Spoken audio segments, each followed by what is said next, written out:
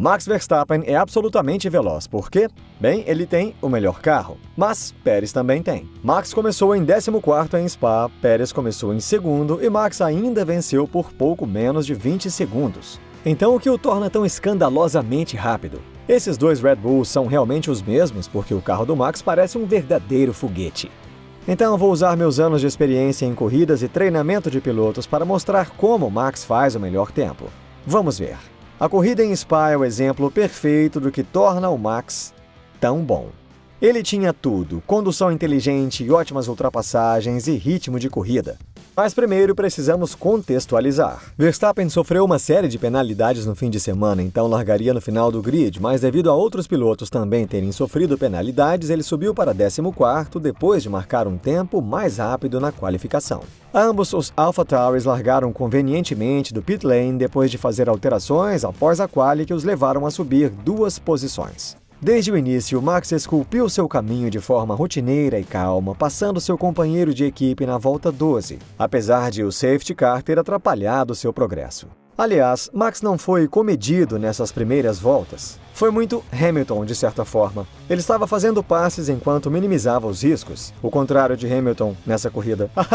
Ele sabia que tinha tempo, então se certificava de aproveitar a oportunidade certa a cada vez. E esse é o benefício de saber que você é o mais rápido no grid. Por exemplo, em Lecumbe, na volta 1, Max disputava com Albon e tinha a linha interna para o segundo braço direito. Mas com Stroll voltando para a pista na frente, Verstappen viu a lacuna cada vez menor. Ele recuou, concedeu o lugar a Albon e vida que segue. Em anos anteriores, acho que teríamos visto Max tentar abrir caminho com consequências potencialmente desastrosas. Este ano, ele passou por ambos dentro de uma volta e meia de corrida de bandeira verde. Como as Red Bulls largaram com pneus diferentes e estavam lutando contra o tráfego no início, o stint mais representativo para comparar os pilotos é o do meio, quando os dois carros estão com pneus médios e ar limpo. Max é consistentemente 8 décimos mais rápido que Pérez, e é por isso que ele estava correndo mais de 1 segundo mais rápido que o próximo carro mais rápido, a Mercedes de Russell, enquanto Sainz lutava com os danos nos pneus. Então, a Red Bull foi o carro mais rápido, mas Max foi ainda mais rápido. E ser 8 décimos mais rápido que um companheiro de equipe é muita coisa. Falando em pneus, este gráfico mostra que Max também foi o melhor nisso. Sua curva suave, mostrada em amarelo, é um forte contraste com as acentuadas linhas inclinadas de Sainz, Pérez e Russell no primeiro stint. Sobre um pneu um passo mais suave que Pérez e Russell e competindo contra o tráfego. Isso se traduz em Max ser capaz de manter um ritmo mais alto enquanto mantém seus pneus em uma janela melhor. Sinaliza que o piloto e o carro estão um com o outro numa configuração perfeita. Isso só exacerbou as diferenças entre Max e o resto do grid em Spa. Ele foi capaz de acelerar por mais tempo enquanto a Ferrari de Sainz, em particular, teve de ser conduzida de forma conservadora para garantir que seus pneus chegassem ao final. E perdeu muito tempo no processo, já que ele não conseguiu maximizar sua estratégia. Este gráfico é cortesia do Project F1 no Twitter. Quanto a Leclerc, uma sobreviseira de Verstappen ficou presa no duto de freio e causou superaquecimento, arruinando sua corrida. Prova de que quando você está indo bem, tudo funciona a seu favor. Agora, também precisamos fazer uma comparação entre Ferrari e Red Bull. Tem sido um tema da temporada 2022 que a Red Bull tem um carro mais rápido em linha reta, enquanto a Ferrari tinha vantagem nas curvas. Mas até isso foi deixado de lado em Spa. Vamos deixar para Scarbs explicar. A Red Bull tem sido realmente o destaque do grid em termos de velocidade máxima. Quando vemos Spa, você esperaria que eles fossem bem rápidos. Mas esse é aquele setor intermediário com todas as curvas rápidas onde você precisa de downforce, e talvez seja aqui que a Red Bull seguiu a Ferrari. Mas há algo sobre a montagem daquele carro, sobre sua configuração e como eles estão fazendo isso funcionar. Não estamos falando sobre as asas, e sim sobre o efeito solo e túneis que eram tão importantes uma parte dessas novas regulamentações. Eles realmente têm funcionado e são muito consistentes. Então, se olharmos para o setor intermediário, em Spa, você verá que a Red Bull ainda tem downforce. Eles tinham a eficiência do carro para ter essa super velocidade, eles superaram a Ferrari em todos os setores. Mas se formos um pouco mais longe, na Hungria, um circuito de alta força aerodinâmica, mais uma vez a Red Bull conseguiu vencer a Ferrari. Isso foi visto na qualificação quando as Ferraris tiveram que se rebocar na reta Camel apenas para acompanhar as Red Bulls. E mesmo assim, Sainz só ganhou cerca de meio décimo de Verstappen em suas corridas mais rápidas. Era de se esperar, mas como Scarbs mencionou, foi nas curvas que essa Red Bull surpreendentemente saiu à frente em Spa.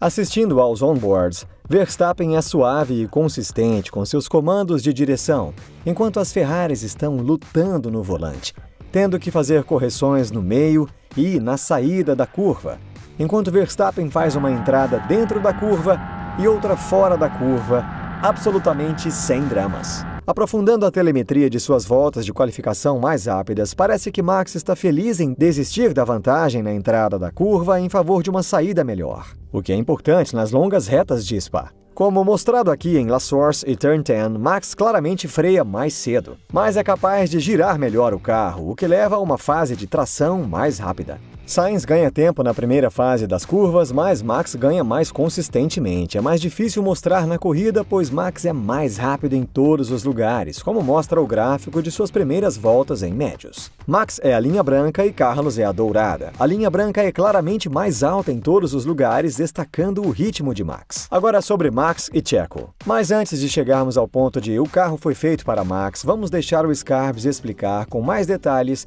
sobre essa Red Bull.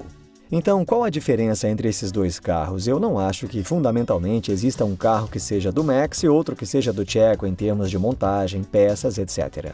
Porque não é assim que qualquer equipe de Fórmula 1 opera. Eu só acho que a maneira como a Red Bull está operando é realmente mais adequada para Max do que para o Pérez, de certa forma. Vejamos isso de maneiras diferentes. Primeiro, vemos essa diferença na qualificação, mas igualmente nas corridas. Você vê uma vantagem tão grande para o Max que você pensa, ué, o que o Pérez estava fazendo? O problema é que quando você não está conseguindo que o carro funcione do jeito que você gosta, seu gerenciamento de pneus sofre com isso, e isso tende a fazer com que essa lacuna pareça mais ampla do que realmente é. Estamos falando de 1/10 ou 2 no máximo. Mas se você olhar para a telemetria, Max foi mais rápido nas retas do que Pérez. Parte disso foi baseado em uma boa saída, mas não muito. Isso faz mais sentido quando você leva em conta que o motor de Max era novo e o do Checo já havia completado o GP da Hungria, pelo menos. Quando você olha realmente para as duas unidades de potência entre os dois pilotos da Red Bull e Max obviamente obtendo todas as peças atualizadas para este fim de semana, o que certamente deu a ele uma vantagem de desempenho nesta corrida e mais ainda num circuito com fome de potência como Spa. A questão é quanta diferença isso faz. O Max de repente tem 10, 20, 50 cavalos de potência extras? E a resposta na verdade é não, ele não tem. Não há diferença no pico de potência que esses motores produzem. Portanto, a diferença na verdade aparece não na quantidade de cavalos de potência, mas na frequência com que o piloto pode aumentar o Strap Mode para obter essa potência máxima. Obviamente, à medida que um motor é usado, você gasta sua vida útil e ela será composta de um equilíbrio entre baixa e alta potência, que eles usam na qualificação nas primeiras voltas. E, obviamente, estrategicamente ao longo da corrida. Quando você tem uma nova unidade de potência, o que você pode fazer, principalmente se você conhece essa potência, a unidade não terá que correr tantas corridas quanto outra. Por exemplo, você pode ativar o Strap Mode com mais frequência e ficou bem claro pelo desempenho de Max durante a corrida que ele estava correndo em modos mais altos, de forma mais consistente, por causa desse motor mais novo. O novo motor no carro do Max teria tido um efeito em seu ritmo de corrida mais do que em seu ritmo de qualificação, pois ele foi capaz de ficar em modos de motor mais altos por mais tempo, especialmente nas retas enquanto abria caminho pela pista, mas isso não conta toda a história de por que Max é muito mais rápido que Pérez. Então, onde o Max está encontrando tanto tempo em relação ao Pérez e ao resto do grid? Primeiro, ele lida com os pneus muito melhor que Pérez. Então ele estava experimentando menos degradação e isso lhe deu algum tempo de volta. Mas a maior parte do tempo está no estilo de direção que Max adotou para se adequar a este carro. E a qualificação é a melhor para mostrar isso. Primeiro, através da Le Source, a Red Bull conseguiu abraçar este ápice muito melhor do que os outros carros. Mas Max, na verdade, seguiu uma linha um pouco diferente por aqui. Na verdade, ele estava freando mais cedo do que Pérez, cedendo algum tempo no caminho. Mas isso permitiu que ele girasse o carro muito cedo e acelerasse mais cedo. E porque a descida na reta seguinte é tão longa, os 4 km por hora extras que Max carregava valiam 1/10 quando ele chegou a Lacombe. Então, no meio da volta, ele simplesmente dominava todos. Ele carregava mais velocidade no meio da curva do que Pérez em todas as curvas. Isso é tão profundo que quase parece que Max está usando um pneu mais macio que Pérez. Parece que ele tem mais aderência. Veja, ele é mais rápido aqui em No Name, P1, Fagnes e também nas duas curvas de Stavolet. E não foi apenas nos pontos mais rápidos. No Buzz Stop, Max consegue frear mais tarde e carregar mais 10 km por hora extras pela parte do meio da curva. Ele desiste um pouco na saída para Pérez, mas no momento em que eles cruzam a linha de partida e chegada, o estrago já foi feito. Agora falta só uma arrancada curta até a linha de chegada e Max não perde muito tempo. Então ele estende sua vantagem em quase 2 décimos. Muito obrigado por assistir e nos vemos em breve.